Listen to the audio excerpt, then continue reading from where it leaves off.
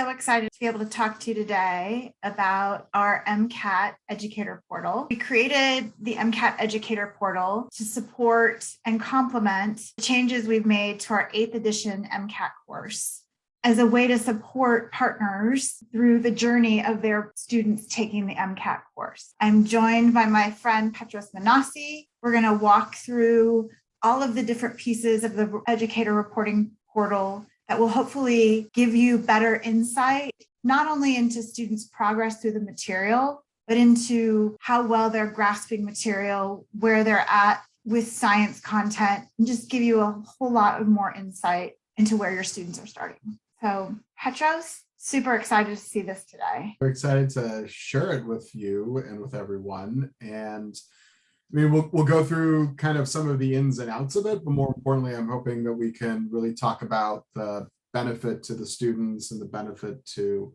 the organization to having this tool to better guide your students and being partners of ours. And this is a partnership in many ways, and this is, I think, a great tool to drive that ability to really see how students are progressing, where students need to be placing focus on as they move forward, and getting that at both the individual view as well as the larger cohort view. So we'll kind of walk through some things and have some discussion along the way about how this all kind of works and how it comes together.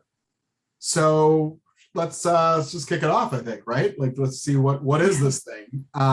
So plain and simple, obviously, we have students who are completing assignments, and they're completing assignments based on whatever personalized recommendations and based on whatever their individual study plan is telling them to complete. So we have this learning path that's built into our new 8th edition MCAT course, and that means that every student is going to be doing different assignments. They're going to be doing some assignments that are similar to their peers, but everyone's going to be doing assignments that are focused more on their areas of opportunity. And at the same time, what you'll start to see in that world is students who are doing more work, some students who may be doing a little bit less work than they should be and maybe falling behind. And before, with the ability to kind of look into the performance of students, we got a good view in terms of what students were doing and the progress that they were making. But with this enhanced reporting portal, essentially what's now happened is we got a much deeper, much clearer, much more transparent view of the performance of the cohort as a whole, as well as individual students. I think this is something that for my team, as we talk to partners, this is a really important piece. And we understand that, and we want to make sure that as a partner, you have all the information that you need, not to just support the student through this immediate path, but to help support your program even longitudinally in terms of understanding strengths and weaknesses across the board, in terms of find additional support for programs, be it funding support to show efficacy, to show where there needs to be more investment, either in a per student or cohort. So there are a lot of pieces that we are really excited to be able to talk to partners about going forward. Absolutely. It's going to be good. And the last thing I'll say on this is an enhancement, and it's an enhancement that's been driven from conversations that we've had with you as partners, as far as like, we would like to see this, and we would like to see more of this, and how could we do this? So we really do take that feedback and take that partnership to a very, very serious level in terms of making sure that we are creating something that is usable and something that will be used by the folks that are going to need this information. So shall we dive in, Kim? Let's do it. All right. It's pretty much kind of an overview. So I'm going to take us to this area called the Launchpad. And I have a sample group of students. So that's what this is. These are not real students. All the information here is literally created. So we're safe as far as sharing any type of student information. Just wanted to set that out from the onset. And what you would be able to do is you would select your group of students. So we're going to look at the MCAT beta fall 2021 group. I would click the search button here. And the first thing that's going to happen is literally every single assignment that has been completed by every single student is going to show up. So this is a very, very long list, almost, dare I say, not a very useful list because it's literally just a list of information.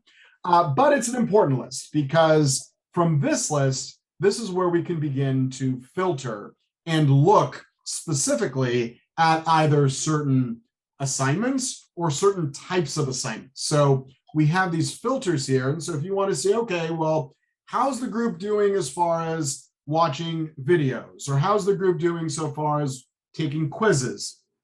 You can literally select one of those areas. So we're going to look at quizzes. Now, this group of students is earlier in their preparation. They shouldn't really have too many full-length exams completed, but they may have fewer quizzes that are completed earlier on because they're doing a little more content refresher, right? They're doing a little bit more content review in the earlier parts of the preparation. But either way, we look at the quizzes, we say, okay, well, now we have a list of all the students and all the quizzes that they have completed. So we can look and say, well, let's look at Shannon Vaughn has completed this content refresher about amino acids and enzymes and scored a 27%, which isn't anything to maybe write home about just yet, but it's early on in the preparation. So that's totally fine.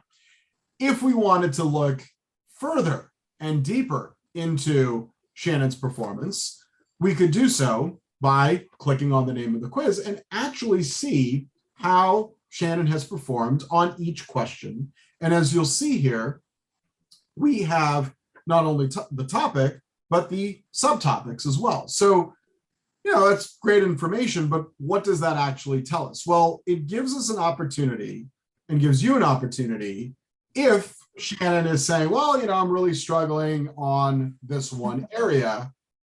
Well, let's take a look. Let's take a deeper look. It's not just biochemistry, it's actually amino acids and peptides and proteins that you need to be focusing on. And then Shannon can take that input and that information and apply that into the assignments that she has available to her on her syllabus. Now, she's also getting this information. Just to be clear, the student is also seeing how they're performing, but they're obviously not seeing how their classmates are performing. At the individual student level, it's good information for you because you can see how this student is doing. But then at the cohort level, what this begins to allow you to do is start to see any trends and patterns in your students. So maybe if there's kind of, okay, a lot of people are struggling on amino acids and peptides and proteins, maybe there's an opportunity to kind of address that with the group, right? There's an opportunity to say, okay, maybe for next year's cohort, we need to do a little bit more work with amino acids and peptides and proteins before these students get to the period in time in which they're preparing for the MCAT. So as much insight as this will give for the current group of students, it'll also give you opportunity and give you insight for shaping your program at large in terms of knowing what kinds of resources and what kinds of areas you may want to be providing or may need to be providing based on the performance of past students. And so Can I just stop right here? Please, yeah. Stop me as we go. So yeah, I'll just keep talking about all this stuff because there's a lot to talk about. Because it's so amazing. Yeah. So from a partner perspective, I think we hear from programs, well, a student has told me I've been studying and I've been spending my time doing different work and my score is still not showing up. And while in the past we've been able to kind of a laundry list of completed work, I think what this does is shows meaningful results that a partner, as a program director, you can drill in, as Petra said, to actually see where those strengths and weaknesses are. And if there is additional support that needs to be provided, you have that opportunity to identify it maybe earlier. And so to me, this becomes a real tool of helping students to move down the path. And that it's not just a teacher in a classroom telling the student what to do. It's not just our online resources telling the student what to do. It becomes kind of a fuller circle of now the partner, the program can really participate with the student in their progress, in understanding what are the challenges and not just guessing based on a rolled up AAMC practice test. That is drilling down into here are the places that an individual student needs to focus on. I'd love for us to move into the roll up of a cohort in the same vein. You can then start to see trends across cohorts. We have conversations often with partners around if you're a summer program or a post-bac program wanting to have a deeper understanding of really how solid is a student's understanding of content. How can we help them identify where they need to focus more? And so I think this is one of the tools that can really assist with that. And that's, I think the key word is that this is a tool and it's data points and it's transparency, but a tool is only as useful as how well and how often you use the tool and apply said tool. A similar thing happens when we're giving students tools for the MCAT and we say you need to do X, Y, and Z. And if they don't actually use them and they don't actually practice using them, they're not going to. So the same notion applies here. How does the roll-up look? How is it that we're framing the conversation using this information?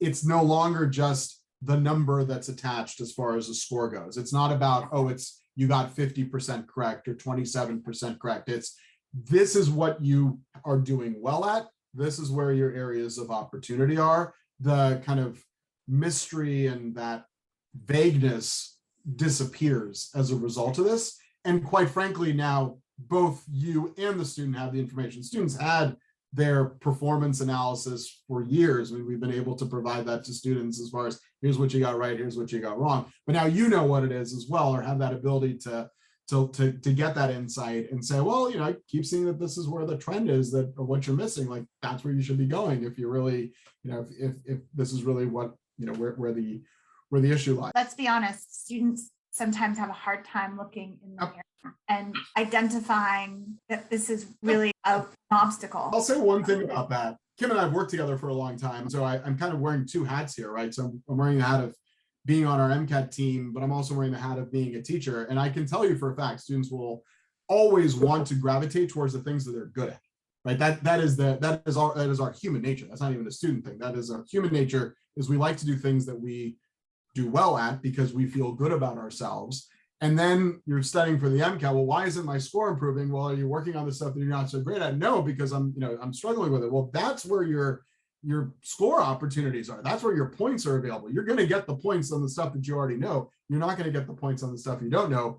This gives us that insight and gives us that ability to start to see those things. You mentioned, Kim, the roll-up report. So we were looking at individual students here. Here's a roll-up report. So now this is actually showing all the students. Now, you know, in this case here, I'll sort this by the number of students that have completed these assignments. As I mentioned this earlier on, so it's a little bit more scattered. But for instance, there are 4 students who've completed the content refresher for biological molecules review quiz, right? So this is the percentage correct across the 4 students of that one test. You can click into the assignment and now actually see how each individual student who has taken that one assignment or has completed that one assignment, how they have performed relative to each other, as well as, I mean, just kind of as a cohort along. The other fun fact, and this is something that I think will help, and this is not meant to sound like we're intruding on students, but Kim, how often do we hear where students say, I don't know, I took this quiz and I didn't do too well on it, and I don't know what's going wrong. And we ask them, well, have you reviewed it to actually do some analysis? This report shows us that insight. I can look and say, all right, well, Irene, you scored a 21%, or Mikhail, you scored a 29%, but you haven't actually spent any time yet reviewing these questions.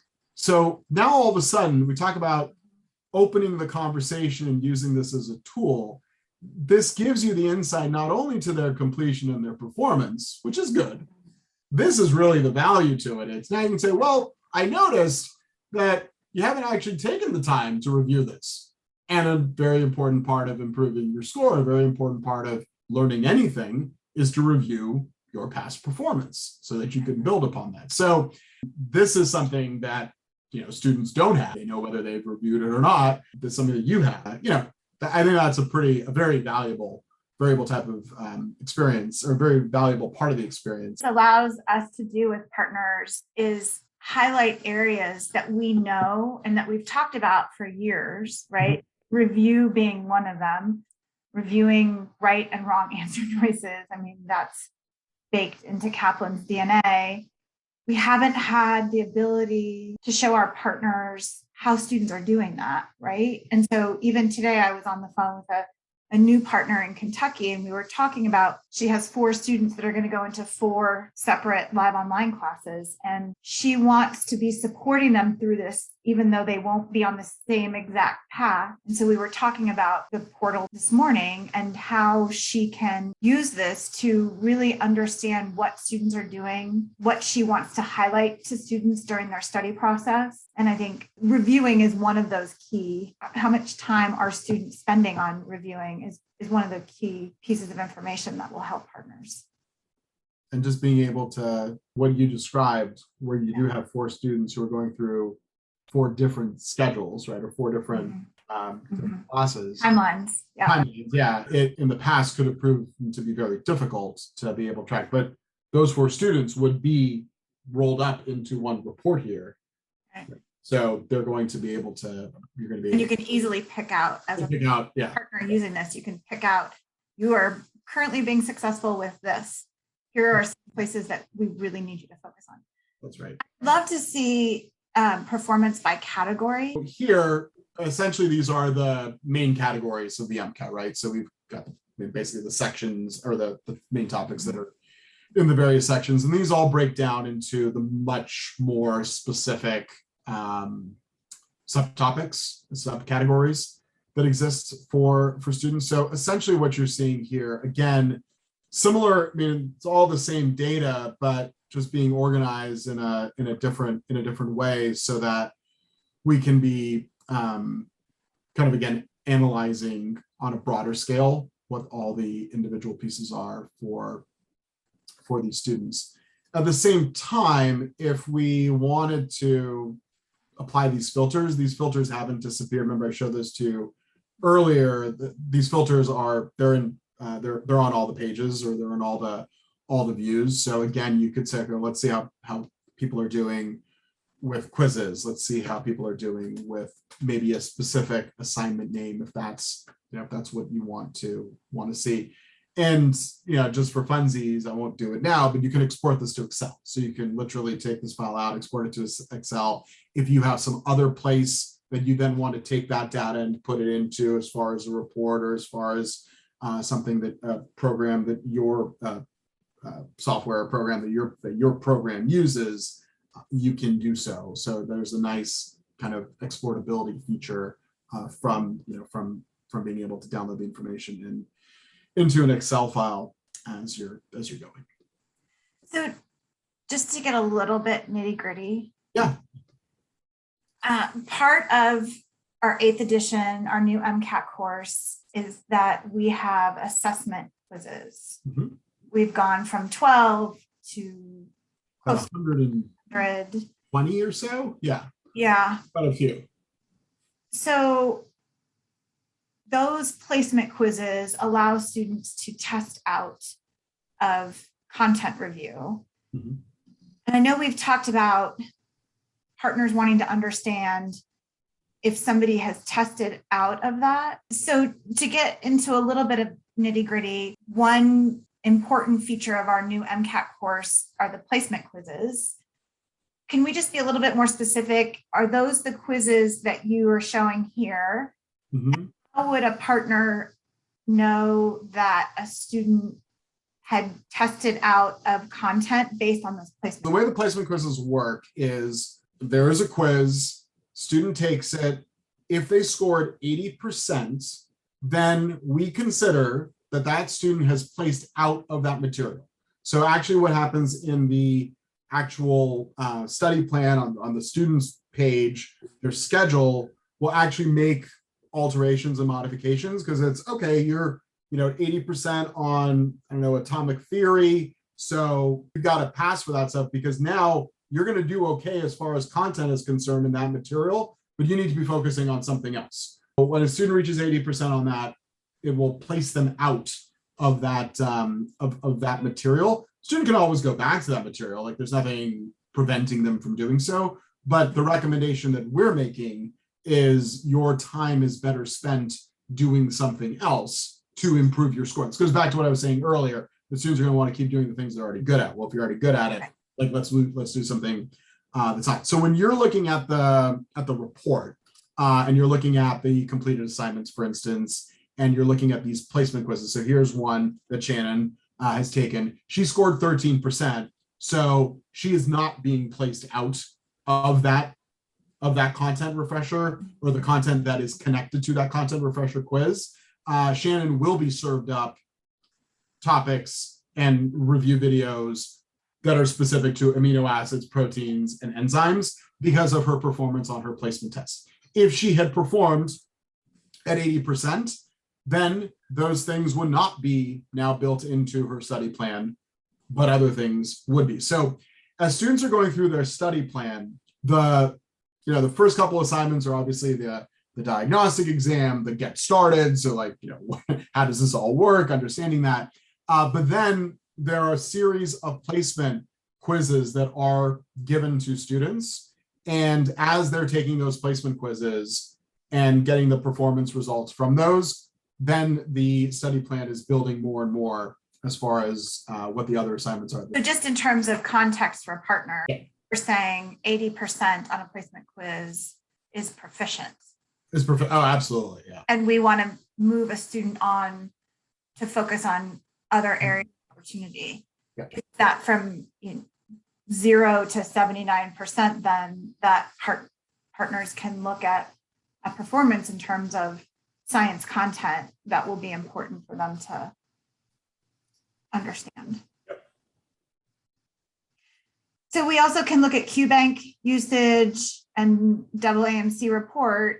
Yeah, so you can look at the QBank usage. The nice thing about the QBank usage is, so the QBank, the question bank, allows students to build out mini quizzes essentially, and the filters on that allow them to choose the topics that they want to be working on, the number of questions they're going to be taking in that quiz, and the amount of time that they have available. So we build out a quiz that is appropriate to the amount of time. So if student says, hey, I only got like 15 minutes right now. Okay, well, let's build out a quiz for you that's going to take you 15 minutes, and it's the right number of questions in that time. QBank is a great opportunity really for question practice, passage practice, because the more a student practices, especially as they go further and further in their preparation, the better things are going to be in the long run. But so often students will say, oh yeah, I've been doing lots of practice. And then we go and we say, all right, well, let's take a look at your QBank usage. Oh, you've taken one quiz, or you've only taken 2 quizzes, and it was 12 questions long. So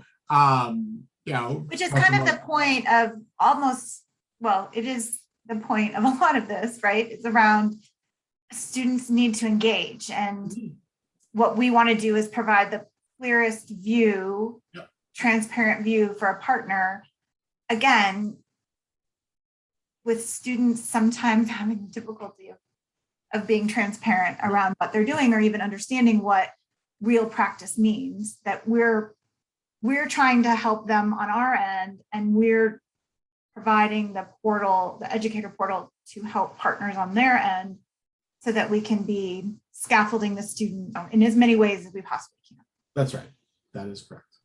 So Petros, is there anything else you'd like to share before we wrap up today?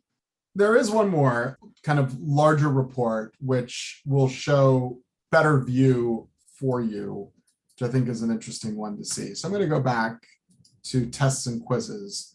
If we specifically choose an assignment type of quizzes, now you can actually all of it's pretty cool. You have all the students that are in your cohort, and then every single quiz that is available. Now, we wouldn't expect that every single student has done every single quiz for the reasons we talked about already, in terms of there's certain placement quizzes, there are review quizzes, right? There are different types of quizzes. And if you've placed out of something, then maybe you'll do the review quiz later on.